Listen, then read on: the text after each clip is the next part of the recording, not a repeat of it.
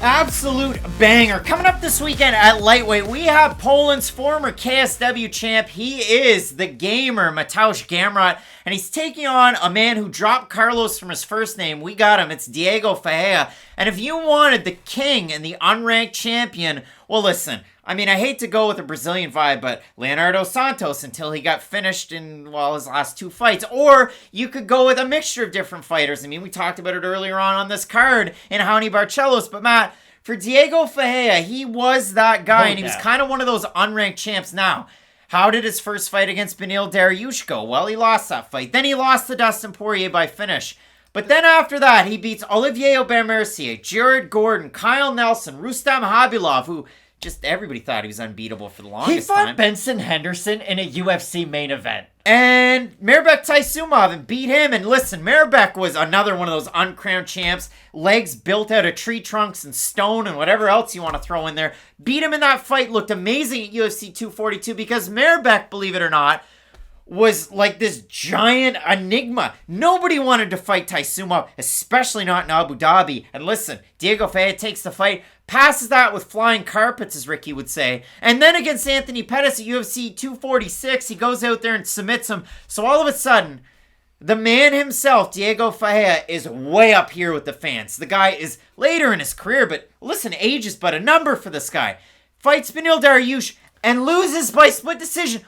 Hey, Beneil's going to fight Islam Makhachev in a possible title eliminator in his next fight. That was a great fight, though. I actually kind of forgot how good Diego Ferreira versus Beneil Dariush was, but upon multiple, I'm not at like the Luke Thomas 49 times, but that really was a great fight. So he goes out there and he loses that fight by split decision, and then he fights Gregor Gillespie. He's a slight underdog. It was a really good fight. It actually won fight of the night, and it's only 2 rounds. In the first round, Gregor Gillespie, what's he known for? Wrestling and fishing. There's only 2 things. And in that fight, Diego controlled the first round. He looked absolutely amazing. Strikes were there. Everything was there. Now, the one telling thing, and it's on our screen right here, and if you can't see the asterisk, it is there, because Diego weighed 160.5 pounds, and you got Gregor Gillespie at 156. Now, did Diego Ferreira get a little bit of the Fight Night picks cursed with an interview with JHK on this channel before that fight? Yes, he did.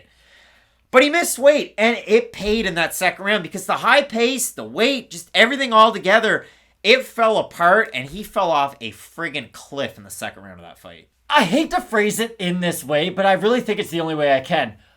Honestly, good for him, because, and I say it this way, if he makes weight this week, and if he is 100%, we know what fighter he can be. And that's why that Gregor Gillespie performance was so disappointing. Because he got tired, he faded, and then he got out-grappled. If you look back at the Meerschaert Taisumov fight, which was really his introduction to at least the somewhat elite of the lightweight division, his cardio was what won him that fight. He outlasted Meerschaert. He put the volume on him, and I understand it wasn't with the grappling, but still, when you see a guy outpace his opponents and use that as a way to win, you can assume he's going to do that for the rest of his career, and to see the fight get taken from him in that way, it was very disappointing. I mean, realistically, it was like that old Demi Lovato song, Cool for the Summer, because, I mean, you don't want to tell your mother that guy's fighting that hot and heavy in the heat of Abu Dhabi, so that was amazing. It really was. They kept on flashing up that stat where it's like it's 120 degrees inside the arena.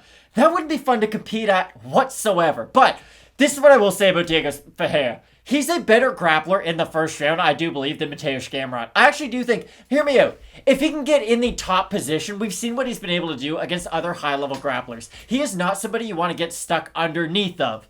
But there's a reason I've been mentioning him in the top position. He is one of those unique grapplers who, yes, you don't really want to go to the mat with him. That's sort of the last resort when you're fighting a guy like Diego Ferreira. But off of his back, he's not nearly as dangerous as he is when he's in top position. I'm going to use the Jacare Souza comparison, and people might not like this, but it is true. Look at Jacare when he fought Jack Hermansson. I know Hermansson's a pretty good grappler, but like, Hermansson was able to be in top control, he was able to pressure and really ground and pound and dominate Jacare quite a bit when he was in that top position. I kind of look at Diego's top game and just his overall jiu-jitsu being very similar to where, yes, if he gets on top of Gamrot, if he can trip him, if he can drop him, then he will have great success, especially on the mat.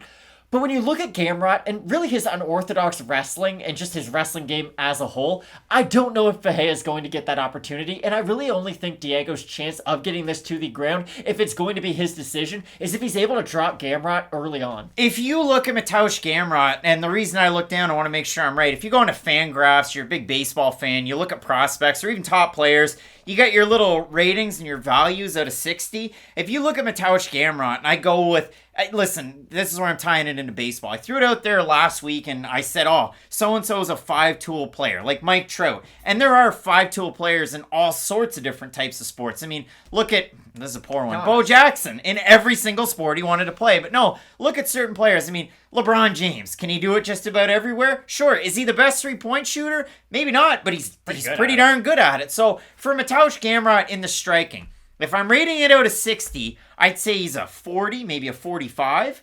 In his grappling, and okay, let's break it down. In his wrestling, okay, he's probably a 55. I would say. In his jiu-jitsu, he's probably a 50 to a 55. His defensive striking, he's probably a 45 to a 50. Like, I'm saying this, these numbers are really high. That's how good Mateusz Gamrot is. You don't get to 19-1 coming through the KSW organization into the UFC by just fighting scrubs that nobody's ever heard of. Boris Mankowski, how many times did he fight him, Matt? Couple of different times. How many times did he fight Norman Park? That's what I mean. Half his record is just those two fighters. No, that's it. But you look at it, and you look at the record here. I mean, I'm going, like, you can talk about a lot of different fighters. Now, I say Boris Mankowski. How many times did he fight him? Well, he had a grappling bout with him, but they're actually buddies. And if you look at it at American Top Team, I say fight.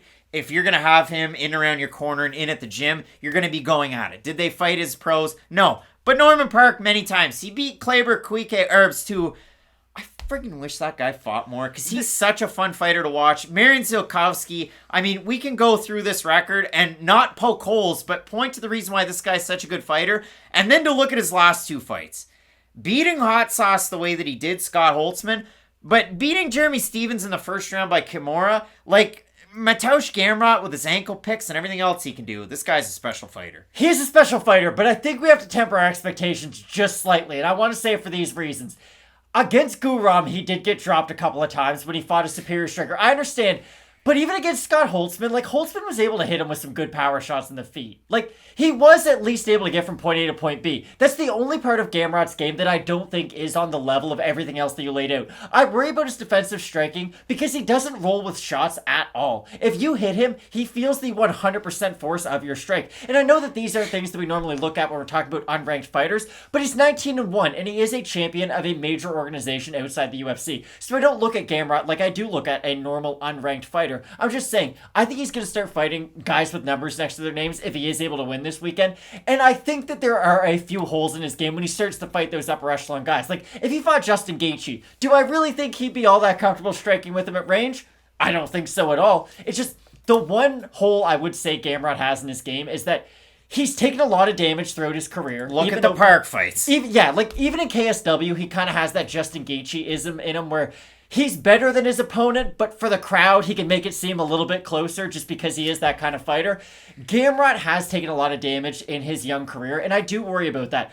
I doubt he'd ever fight Poirier, but just a matchup. Like, when he fights those more heavy-handed guys in this division, it's something to watch out for, but I gotta be honest, stylistically, I really like this fight for him because I think he can follow a very similar blueprint to what Ferreira's last two opponents have been able to do.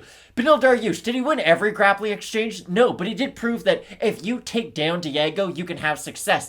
Same thing with Gregor Gillespie. If you're on the bottom, yes, there's a lot of trouble, but if you can control him from that top position, it makes your life a lot easier, and that's kind of what Gamrot's game's built around. On the day of the fight, Mateusz Gamrot will be 31 and a week. So happy belated birthday to Mateusz Gamrot. And for Diego Ferreira, well, in a month, he turns 37. So happy early birthday to him. If we look at the odds for this one, you have the favorite as Poland's Gamrot, minus 190 at open, roughly still there right now. If you look at it for CDF at a plus 155 or thereabouts. Topology votes, surprise us there to you.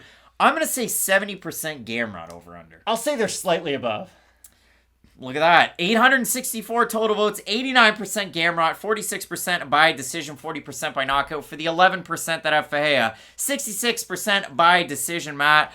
In this one, I struggle with this, and I did in the Leonardo Santos fight against Clay Guida, going with my guys, going against my guys, people that I followed for a very long time, because breaking the fourth wall, these have both been my guys for a long time. Yeah. I absolutely love their fight styles. I get excited to see them fight. So when I saw this fight matched up, there was a twinkle in my eye. So when I look at this one, I like Gamrot based on youth being in his favor, and Carlos Diego Ferreira doesn't strike like Norman Park does, nor like Guram Kutateladze. So I don't see a brawl out of these two guys. I think it's going to be finesse on the ground and working some of those transitions. And I like Gamrot being the wilier guy in those exchanges. I agree 100%. And I could honestly see Gamrot getting a TKO on the feet just because Diego really needs to set up his strikes and throw in combination. He's a very unique striker in that way where he will throw the 1-2, go with the head kick, kind of reset for his next combination. You said that a lot in the Tyson fight just because that fight was primarily contested on the feet. I could see Gamrot timing one of those kicks and hitting him with a straight shot on the in-between, but I do agree with your breakdown. I think if Gamrot can get on top, really implement his top pressure,